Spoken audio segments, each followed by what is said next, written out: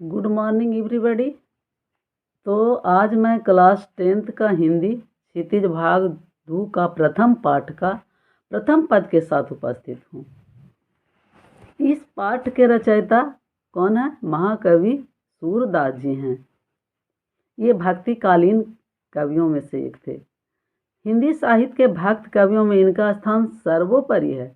इनकी सारी रचनाएं कृष्ण के बाल लीला एवं प्रेम लीला से ओतप्रोत है।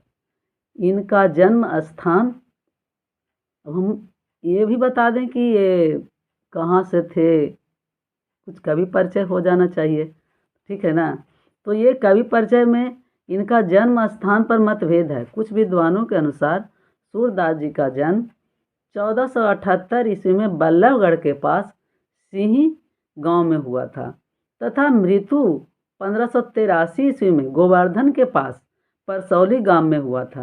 अर्थात लगता है कि ये मथुरा के आसपास, जो कृष्ण भगवान का जन्म स्थल है उसके आसपास ही रहे बसे थे, इसीलिए ये कृष्ण भक्ति पर ज़्यादा लिखे। सारा इनका जो काव्य है, काव्य संगठन है, वो सारा कृष्ण भक्ति पर ही लिखी गई है, इसलिए। और सूरदास कैसे थे? सूरदास जी के बारे में कहा जाता है कि ये जन्मांध थे, लेकिन जिस प्रकार से इन्होंने कृष्ण की बाल लीला का मनोरम वर्णन किया है उससे न लगता नहीं है कि ये क्या थे, जन्मांध थे।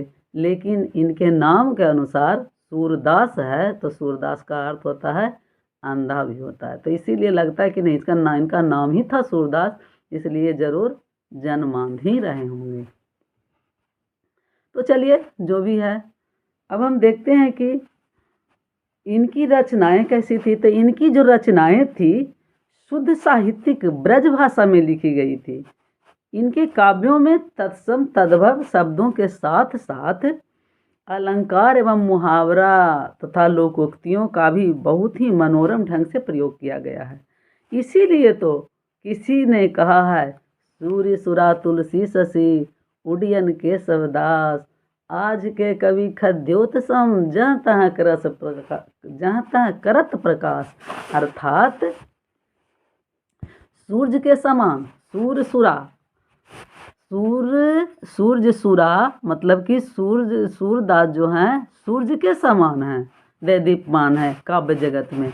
और तुलसीदास जी शशि चंद्रमा के समान, और केशवदास जी को तारे से उपमा दी गई है, तारे के समान वे आसमान, काव्य जगत के आसमान में विराजमान हैं। लेकिन तो आजकल के जो कवि लोग हैं वे जुगनू की भांति जहाँ तहाँ प्रकाश करते हैं, बुझ जाते हैं, प्रकाश करते हैं, बुझ जाते हैं, इस प्रकार से हैं। तो सूरदास के ग्रंथों की संख्या कितनी है? तो कहा जाता है कि सूरदास के ग्रंथों की संख्या के बारे में अनुमान लगाया जाता है कि लगभग 25 ग्रंथ इन्होंने लिखी थी। किंतु आजकल जो इनका ग्रंथ है, जो 3 ही ग्रंथ उपलब्ध है, सूरसागर, साहित्य लहरी और सूर शरावली। तो जो ये हमारा जो पाठ में दिया गया है, जो हम आज पढ़ेंगे, वो प्रस्तुत पद जो है सूरदास का, वो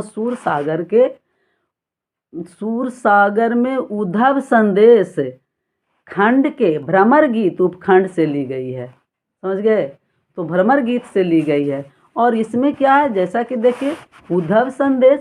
तो अब चलिए इस कविता के इस पद के माध्यम से सूरदास जी क्या कह रहे हैं कि जो उद्धव जी को भेजे थे कृष्ण भगवान, जब कृष्ण भगवान गोकुला से मथुरा चले गए थे कंस वध करने के लिए, और वहीं के होकर रह गए, फिर वापस मथुरा नहीं लौटे, और वापस गोकुल नहीं लौटे। और गोकुल की महिलाओं को उनसे इतनी लगाव हो चुकी थी, महिलाएं जो थी इतनी अनुरक्त हो चुकी थी कि उनके याद में विलाप करती रहती थी। तो ये खबर तो कृष्ण भगवान तक पहुंची होगी, तो उन्होंने अपने मित्र उद्धव जी को संदेश लेकर भेजते कि जाइए आप किसी प्रकार से उन गोपियों को समझाइए बुझाइए कि वो हमारी याद ना करें, हमें भूल जाएं। तो इसी दरमियान में वो कहती हैं, उद्धव जी आकर उन्हें समझाते हैं, तो महिलाएं कहती है, वो गोपियाँ कहती है, इस पद में ही बताया गया है कि गोपियाँ क्या कहती है उद्धव जी से। उधो तुम हो अति बड़भागी, अपरस रहत स्नेह तगातै, नाहिन मन अनुरागी। पुराइन पात रहत जल भीतर, तारस देह न दागी। ज्यों जल मोह तेल की गागरी, बूंद न ताको लागी। क्या करें, महिलाएं कहती है कि उद्धव जी आप तो बहुत ही भाग्यशाली हैं, जो कि मतलब आपको कृष्ण से प्रेम नहीं हुआ। आप कितने भाग्यशाली हैं कि आपको कृष्ण के पास रहते हुए भी उनसे कोई प्रेम नहीं हुआ, कोई अनुराग नहीं हुआ। आप तो वैसे हैं जैसे पुराइन पात रहत जल भीतर, तारस देह न दागी। जिस प्रकार से कमल के फूल का पत्ता पानी में रहते हुए भी उस पर कोई पानी का बूंद का दाग नहीं लगता है, नहीं पड़ता है, पानी का एक बूंद उस पर नहीं ठहरता है, उसी प्रकार से आप भी हैं। और दूसरा उदाहरण देती है कि आप वैसे घड़े के समान हैं, ज्यों जल मोह तेल की गागरी, बूंद न ताको लागी। तेल से भरे हुए घड़े के समान आप हैं, जिस पर कि पानी डालने से एक बूंद भी पानी नहीं ठहरता है। प्रीति नदी में पाँव न बोरियो, दृष्टि न रूप परागी। कहती है गोपियाँ कि लगता है कि आपने तो प्रेम के नदी में पैर ही नहीं डुबोए, अर्थात तो प्रेम की नदी में उतरे ही नहीं हो, इसीलिए आप का जो दृष्टि है न तो कृष्ण का रूप को परख सका और न उनमें अनुराग ही हुआ। और कहते हैं सूरदास जी, सूरदास अबलाहम भोरी, गुर चाटी ज्यों पागी। महिलाएं कहती है कि हम लोग तो अबला हम भोरी, हम महिलाएं जो हैं बहुत भोली भाली हैं, इसलिए हम लोग की स्थिति तो वैसी चींटी के समान हो गई है। कैसी चींटी, जो जानती है कि गीली गुड़ के पास हम जाएंगे तो क्या होगा, उसमें मैं सट जाऊंगी जा कर के और क्या हो जाऊंगी, उसमें चिपक जाऊंगी, फिर छूट नहीं पाऊंगी। फिर भी जाती है चींटी गुड़ के पास और उसमें जाकर फंस जाती है और नहीं छूट पाने के कारण तड़प तड़प कर मर जाती है।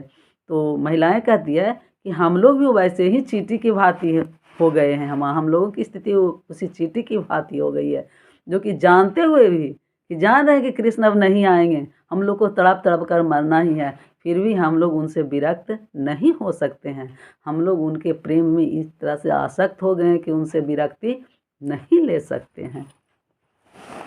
चलिए, तो ये तो हो गया कविता का अर्थ। शायद आप लोग समझ भी गए होंगे अर्थ, और नहीं समझे होंगे तो फिर से देखा जाएगा, बोलिएगा, कमेंट कीजिएगा तो उस पर होगा। चलिए, अब क्या कह रहा है कि यह कविता थी कैसी। ये जो पद था सूरदास का वो कैसा था, तो ये क्या था, व्यंगात्मक था।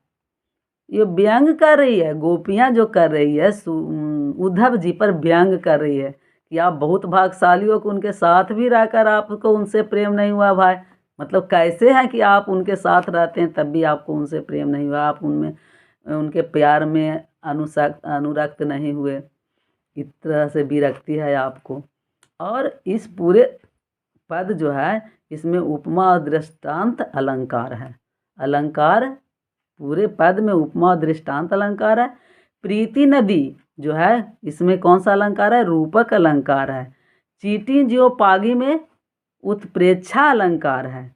पुराण पात में अनुप्रास अलंकार है। इस प्रकार से अलंकार भी बता दिए। आप लोग को एग्जाम में शायद आता है कि कविता दे दिया जाता है और उसमें कौन सा अलंकार है बताइए, तो इसीलिए बता दिए कि इसमें अलंकार ये है। ठीक है, अब आगे हम देखते हैं, दूसरे दिन दूसरे पद के साथ मिलेंगे। और आप लोग कमेंट भी कीजिएगा और क्या बेल आइकन को तो दबा ही दीजिएगा और शेयर भी करते रहिएगा, लाइक बटन को भी दबा दीजिएगा। अगर यदि लाइक ना लगे तो डिसलाइक को ही दबा दीजिएगा ताकि मुझे पता चले कि मैं किस हद तक हूँ। Okay, bye, have a nice day guys.